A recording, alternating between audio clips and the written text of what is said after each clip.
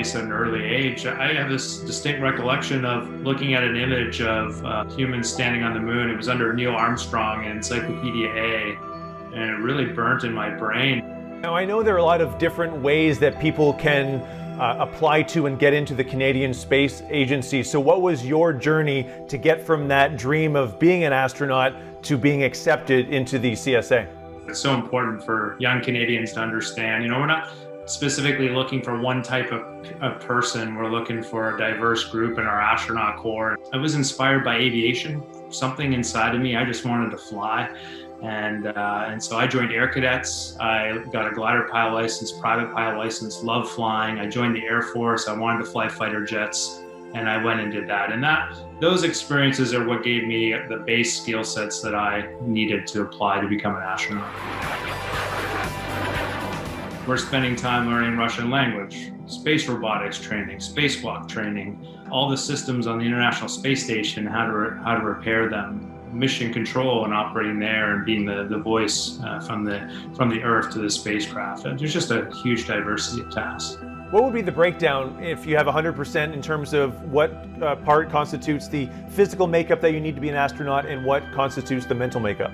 It's definitely more mental than physical. However, I will tell you, when it comes down to the physical, you have to be able to perform. And so you can't skimp on that either. Maintaining a healthy, capable, strong body is really, really important, and it's over a long time frame. I've been an astronaut already for 11 years, and I'll probably do this another decade or so. Can you give me a day in your life? What does training look like for a member of the Canadian Space Agency as an astronaut? The best way to describe it is, no 2 days look alike. We're scheduled by our schedulers to basically fit in all of the routine training that we need to do, which I would say only makes up maybe 25% of my time. And then the rest of my time, I'm just a member of a huge team of people, not just astronauts, but the entire space program that's setting big goals for humanity and looking to bring benefits back to the planet, trying to keep the space station operating. We use a lot of flight training for astronauts because we have a lot of simulations, but you can't kill yourself in the simulators. And being in space, you really can kill yourself or your teammates. And so we need something that's real, where we're managing real risk, where we're making decisions that aren't clear cut. What has been the highlight of your career as an astronaut thus far?